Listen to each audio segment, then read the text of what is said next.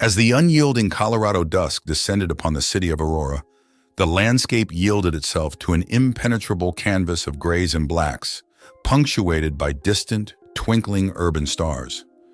Alex Marlowe, private investigator, regarded the twilight cityscape from his office window on the 12th floor, his sharp eyes probing the lengthening shadows that danced along the buildings. His eyes bore the signs of sleepless nights and unyielding determination, testimony to a history stained with the ink of psychological abuse. Yet a softness survived in his gaze, a beacon of his relentless kindness and empathy that refused to be extinguished.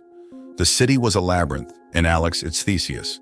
But in his quest, he didn't seek a monstrous minotaur but truth hidden in plain sight. A knock on the office door roused him from his introspection. As the door creaked open, in stepped a middle-aged woman, Mrs. Hendricks, her face fraught with worry and her hands clutching a worn-out photograph of her son. A young man swallowed by Aurora's underbelly weeks prior, his last known association, the Aurora History Museum. "I've been to the police, Mr. Marlowe.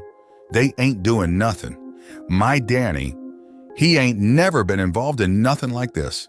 Please, you must help me," she implored, her voice trembling as her eyes glistened with impending tears. "I'll do my best, Mrs. Hendricks," Alex reassured, his voice a calming anchor in the ocean of her despair. "Danny, was he working at the museum?" The subsequent hours passed in hushed whispers and the rustle of paper. Mrs. Hendricks provided details about Danny's friends, his odd late-night outings, the strange symbols scribbled in his notebook, and finally, his association with the museum. The mother left his office with a glimmer of hope, the same glimmer that had driven Alex into this line of work. After she had left, he sunk into the worn-out leather of his chair, his gaze turning to the photograph of a bright-eyed young man, swallowed by the city's voracious appetite. His mind reeled with unasked questions, the threads of the investigation starting to unspool before him. As night deepened, Alex found himself before the museum, an imposing edifice bathed in an ethereal glow. The city's heart beat with hidden stories, a symphony of silence echoing the tales of forgotten times. And at the center of it all was the museum, a silent mausoleum of history during the day, yet thrumming with an enigmatic life under the pale moon. A sense of foreboding tugged at his intuition as he stared at the closed doors. The museum stood as a sentinel, harboring more than relics and artifacts of the past, and he couldn't shake off the feeling that something dark was stirring within its walls. The city's silence seemed to shudder, the darkness whispering its cryptic truths only to those patient enough to listen. As he retreated back to his office, Alex was absorbed by the city's unsung symphony, the eerie tranquility that coated the city like frost on a winter night. He knew then, in the silence of the night, that he was treading the threshold of a mystery far more profound than a drug ring. The story of Danny, the museum, and the city's unsettling quiet began to weave an intricate tapestry that promised more than what met the eye. It was only the beginning. The city was on the edge of darkness, holding secrets that he was determined to bring into the light. In the dwindling silence of the night, a promise was forged between a man and a city. And as the dawn began to inch its way across the Aurora skyline, Alex knew that his descent into the labyrinth was inevitable. The labyrinth was whispering its call, a low, chilling melody only he could hear. As the tenebrous mantle of Aurora night gave way to the dawn, Alex found himself in the echoing halls of the city's public records office. He sought a key to the enigma that was the Aurora History Museum, an architectural chronicle that hinted at a narrative far removed from its facade of antiquity. The public records office was a labyrinth of its own, vast archives spilling with stories from Aurora's heart, waiting to be deciphered. He spent hours combing through yellowed documents and cryptic ledgers. The museum's origins, its founders, their uncanny fascination with ancient relics, and their mysterious trips to remote corners of the world started to unfold like a forgotten tale.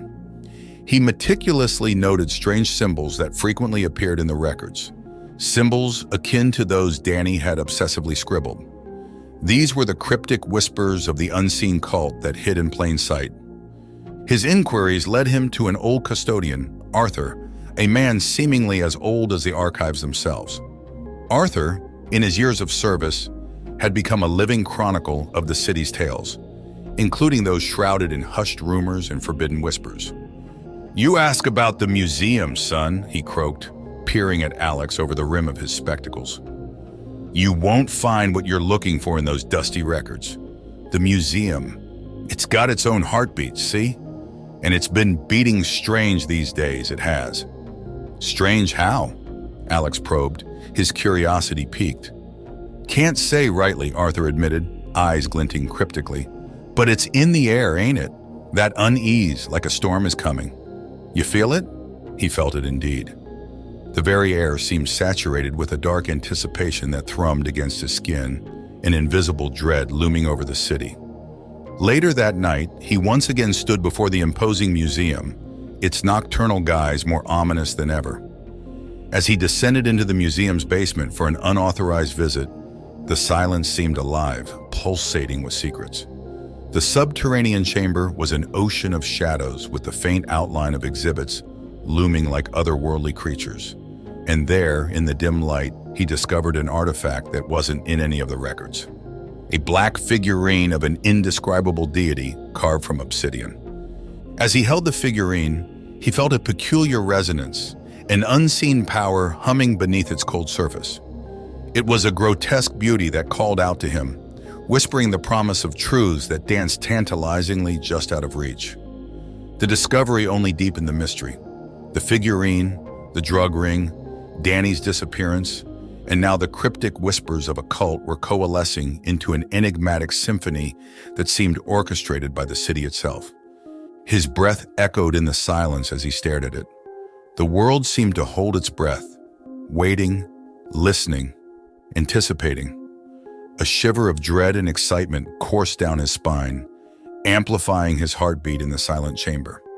He felt an inexplicable pull towards it, towards the deeper mysteries it promised, towards the dark abyss it represented. His world was about to shatter, and he was willingly stepping towards the precipice. With the black figurine securely in his pocket, he stepped out of the museum, his eyes reflecting the moon's haunting glow. The city's heartbeat was louder now, pulsating in sync with his own, whispering promises of the unfathomable. As the city slept under the moon's pale light, the silence was broken by whispers of the ancient and the eldritch. Aurora was no longer just a city. It was a cosmic echo, reverberating with the pulse of the unseen. And Alex Marlowe, the solitary seeker, was ready to plunge into its unfathomable depths. As the Aurora dawn gave birth to another day, Alex found himself ensnared by the lure of the obsidian figurine. It lay ominously on his desk, a memento of a forbidden realm, a promise of the unfathomable. In the cold light of day, the figurine hummed with an almost imperceptible vibration, like a heart pulsing with cosmic resonance. Days melted into nights, and he found himself ensnared in a haunting waltz with the figurine.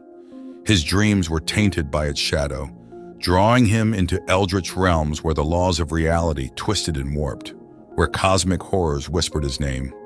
Awake, he was relentlessly pursued by its influence, each tick of the clock echoing the cryptic pulse of the artifact. In the sun-bleached corners of Aurora's library, Alex immersed himself in esoteric texts and forgotten tomes. He studied symbols and sigils akin to those he had discovered in Danny's notebook, learning the ancient language of the unseen cult. He came to understand the deity represented by the figurine was not a god from any human pantheon, but a celestial entity whose origin was rooted in the darkest corners of the cosmos. His journey into this arcane knowledge was a lonely path, his only companions the specters of paranoia and obsession. Yet every revelation led him deeper, fueling his resolve to uncover the cult's objective. He learned of their dark intent, not to merely wield power within the city, but to rouse an ancient cosmic entity from its slumber, a deity that lay beneath Aurora, an eldritch titan entwined with the city's foundation. As he shared his newfound knowledge with Mrs. Hendricks, her face paled under the weight of the revelations. His voice echoed in the small confines of his office, a somber symphony of despair and fear, spun with an undercurrent of determined resolve. They're using the despair, the sadness of this city, to awaken it, Alex confided. The words tasted bitter on his tongue, yet he found a perverse comfort in their truth. Mrs. Hendricks's eyes were pools of horror, reflecting the monstrous reality they now faced. Yet, amidst the dread, a spark of hope flickered resiliently. "Then we must stop them, Alex." Her words were a buoy in the encroaching tide of chaos, a beacon illuminating the path that he had to tread. The figurine pulsed ominously in his pocket, as if resonating with the magnitude of the task they had undertaken. As night fell, he visited the museum once more. The building pulsed with a rhythm in sync with the figurine, beating like a heart drawing him into its vascular chambers. It was no longer a mere edifice of history, but a living organism, its breath the echo of ancient celestial beings, its pulse the rhythm of an unfathomable cosmic horror. With every step he took into the museum's depths, he walked further into his own psychological abyss. His trauma, his unresolved past, resonated with the city's despair and pain.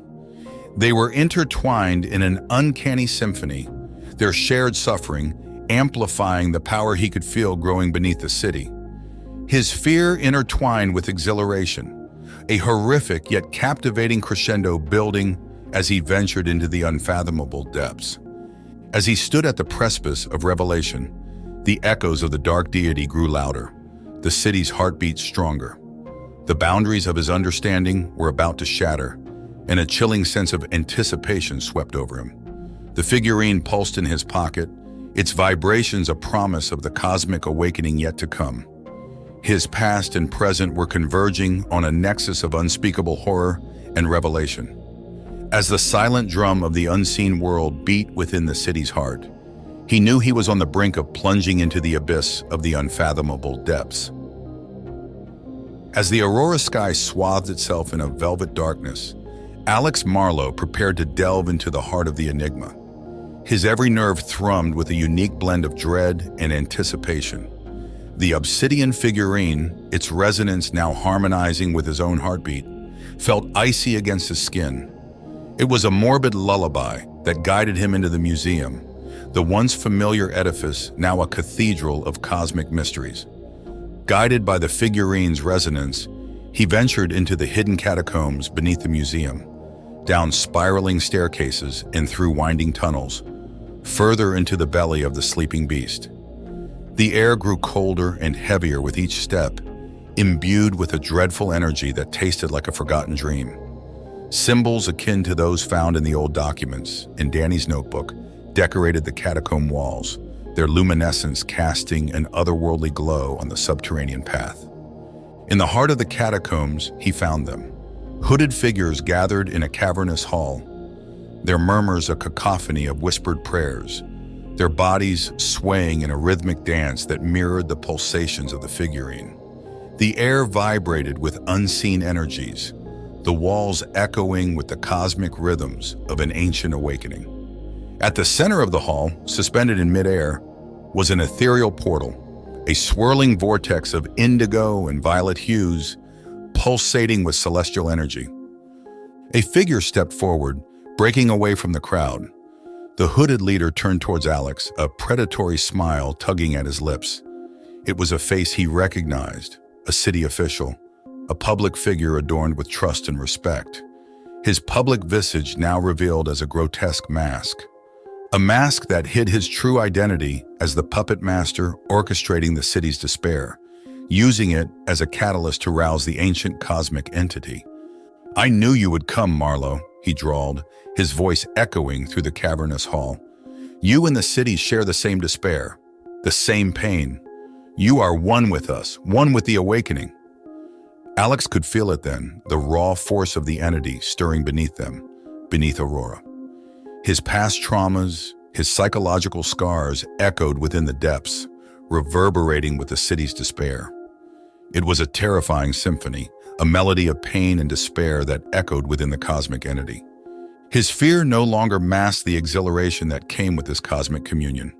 He was a part of it, his own consciousness resonating with the heartbeat of the cosmic entity, his traumas feeding its impending awakening. Yet as he succumbed to the intoxicating lure of the awakening, a flicker of humanity remained. A vestige of his old self reminded him of his purpose, his promise to Mrs. Hendricks, to the city of Aurora. This cosmic awakening was not just an event, it was a cataclysm, threatening to consume everything he held dear. But as the catacomb echoed with the chants of the cult and the hum of the impending cosmic awakening, he felt a strange calm descend upon him. His fear, his dread, his exhilaration all coalesced into a newfound resolve. He had come this far, danced to the tune of cosmic horrors, and had been led to the brink of oblivion. Now he was ready to plunge into the final act. In the heart of Aurora, beneath the watchful guise of an innocent museum, Alex Marlowe stood at the brink of a cosmic awakening. As he ventured deeper into the throbbing heart of the beast, he found himself on a precipice. The world was on the brink of a celestial revolution, and he the unsuspecting catalyst. With the obsidian figurine in hand and the hum of the awakening resonating within him, he stepped closer to the ethereal portal. The city held its breath. The cult's chants grew louder, and he could feel the entity stir beneath him. He had become a part of the cosmic rhythm, a part of Aurora's darkest hour, and the harbinger of a cosmic awakening. His heart pulsed in rhythm with the ethereal portal's pulsations, a syncopation born from the union of human despair and eldritch power. The obsidian figurine, now searing against his skin, seemed alive with a potent energy that echoed the anticipation of the cosmic entity below. His eyes met the hooded leaders, and he stepped forward, guided by an inscrutable force beyond his understanding. The cult members parted, their bodies swaying, their whispers filling the cavernous space with a dreadful lullaby. As he approached the portal, the figurine in his hand pulsed violently, a heartbeat echoing the entity's cosmic rhythm. The hooded leader nodded at him, his eyes glinting with a terrible ecstasy. The city needs its despair, Marlowe. It needs you. Alex's gaze shifted to the portal, its mesmerizing hues reflecting on his face, casting him in an otherworldly glow. His traumas, his fears, his resolve, they were all swirling in the vortex, amalgamating into the cosmic symphony that was his life. He felt a strange sense of calm wash over him, an acceptance of the insidious embrace that awaited him. Then he stepped into the portal, reality warped around him, twisting and molding into something indescribable, something profoundly cosmic. He felt his consciousness fracturing, shattering into fragments of memories, pain, and fear, only to be woven into the fabric of the entity's awakening. The city of Aurora, its despair, its hope, its people, and its secrets merged with his own traumas. The barriers of his psyche crumbled, creating a symbiosis with the city and the awakening entity. A haunting chorus filled his senses, a cosmic melody that wove itself into the very core of his existence. In the depths of this insidious embrace, he did not lose himself. Instead, he became more. He became an echo of the city, a conduit for the cosmic entity, an integral part of the inscrutable universe. His personal vengeance evolved into a profound understanding, a conscious submission to the cosmic rhythm of life and despair.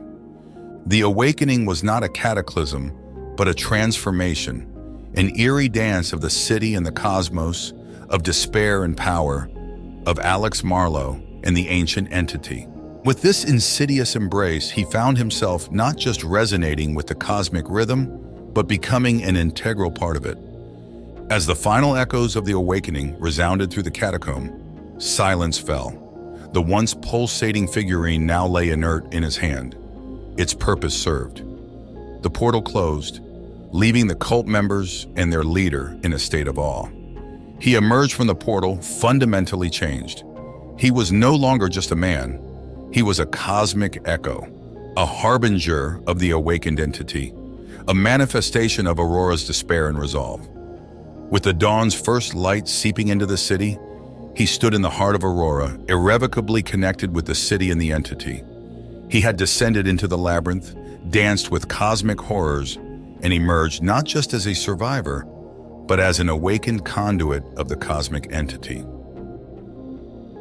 We appreciate you tuning in. If you fancied the content, show your support with a like and subscribe. Hit the bell to keep up with our eerie adventures. Eldritch Tales Factory has plenty more to offer. Until next time.